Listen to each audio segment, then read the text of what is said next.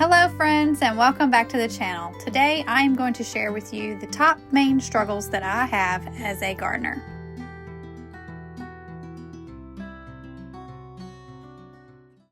The weeds have definitely done their thing. This is probably what I struggle with the most within ground gardening, is keeping up with the weeds. Granted, it's not as bad as it could be and as I have had, simply because we did stay on it initially at the very beginning.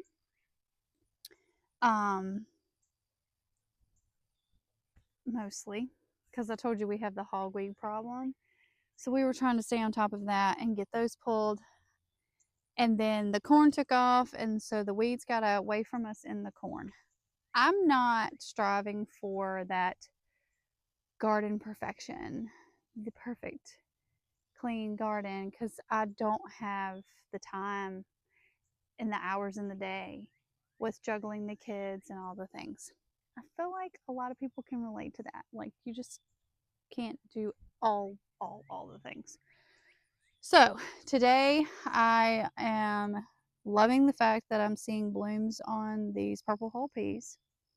I'm going to go down to that end and work on pulling some hogweed that I saw has went to seed. We need to get that out. And then tying up these tomatoes some more. I do see some lovely green tomatoes on these vines. So excited for that. And just, some maintenance down here today.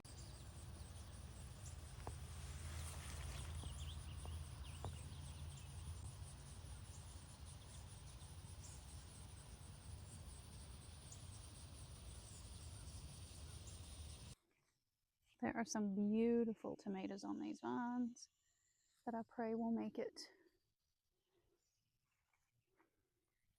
This trellis system here is new for this year for us. I just decided I wanted to try it. So we did. I'm pruning off anything that is not looking healthy. And then I'm going to tie this up. This garden belt is probably one of my favorite things. Comes in super handy. I used to would just make sure I had on pants with pockets and would come out with things stuffed in my pockets. And it just got to where there wasn't enough room in my pockets. So this is like 20 bucks on Amazon. As I finished tying up the tomatoes, I noticed that the potatoes were definitely dying down and will be ready to be harvested soon. The weeds have kind of really taken over a lot of that row, so you can see maybe right beside me a potato plant, but mostly all you see in that row is weeds. So hopefully we can get a good potato crop. Something that I didn't keep in mind as well this year is placement of the row of potatoes. In an effort to crop rotate, I bumped it up a few rows, but not thinking about the difficulty for the potato plow to get through here. So if I'm going to use that, I'm either going to damage peas or we're going to be hanging tomato cages. So I'm probably not going to be able to use it. So I'm getting up the hogweed here in this area. I obviously have other weeds too, but the hogweed is what I'm really trying to annihilate. This stuff is nasty. My microphone also died, so you can't hear me saying this is the unsexy part of gardening, because it really can get dirty and prickly and just downright not fun. So I was managed to get those weeds so that they're not scattering their seeds into the wind and making it worse. Why does the brush pile have to be so far away? So to me, the weeds are definitely the worst part of gardening. Bugs probably a close second.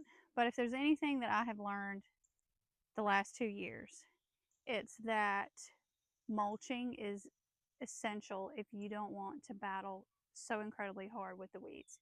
And that end down there didn't get near the mulching that this end did, if any, as we were working to keep up, but also to have enough, because I didn't have enough leaves saved. So this area is like proof, because this got mulched first, that the ground likes to be covered up. So when you expose dirt through tilling or whatnot, or pulling up the things that were there, what's going to happen very quickly? You're going to have weed growth. Okay, so the ground is literally just desiring to be covered up, like open flesh that wants to be covered up. So if you can mulch it, it's not going to put out as many weeds. At least that's what I'm going with. The raised bed garden area definitely doesn't have near the weed pressure. Now there is some. There's the fabric down under the mulching around the boxes, but you still can have weed growth on top, and then there's very minimal within the boxes. So it's definitely my preference when it comes to battling weeds.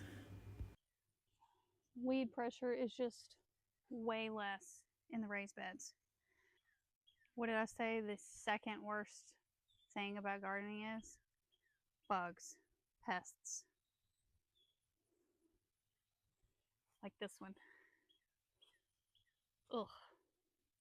I'm going to also clip off this leaf. They tend to be attracted to suffering leaves. But the loofahs over there look really bad. There's still a lot of healthy leaves on this butternut, but over there, I mean, it's all the way up, and I don't know, y'all. I don't know. What is it, Spunkamonk?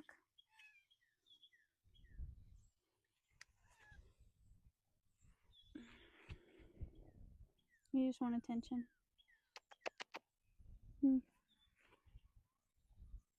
What do you think? What do you think? Just squish some more bugs. If you're someone who doesn't like doing that, because I don't either, wear gloves and it won't bother you.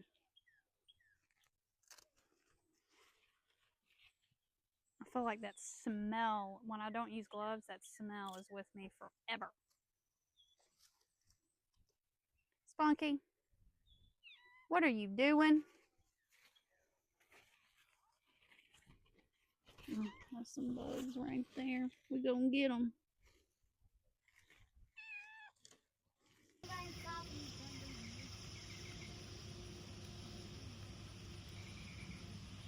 So watering is definitely a challenge for me with gardening. So like I told you, last year was so much drought and we don't have drip lines.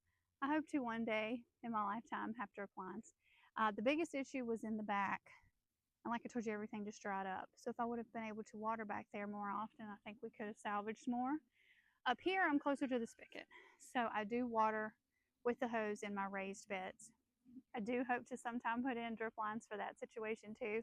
If you are having to water raised beds often, you're going to deplete the nutrition quicker. So you're going to have to fertilize more often. So that's something to also keep in mind. I do think I probably could have done better with that in years past. So I'm trying to improve on that this year. And then I'm also supplementing my beds every year. So in the late winter, well, really in the fall, I'll get started putting things in there. But late winter, early spring, there's leaves and straw and bunny manure and chicken compost, chicken litter from cleaning out the coop that I supplement into my beds. And then when I'm approaching planting time, I will top them with garden soil, and it makes a really good mixture. But the watering is definitely a challenge, especially when it's super, super hot with the raised beds, because they're not going to retain as well. I have doctored on them some to where this is the best year I've had with my raised beds. So if you can find that right combination of mixture in your beds, you're going to have better moisture retention, appropriate moisture retention when you need it. But that watering chore can be something else. And if you have to go out of town or an emergency arises and you're gone and you don't have somebody tending to it, you're going to come back to some crusty plants. So the watering challenge is pretty high up there. Maybe not in degree of, I don't know, that irritability that the weeds are, but it's still a challenge. So I've spilled the tea today. It is definitely not easy to garden.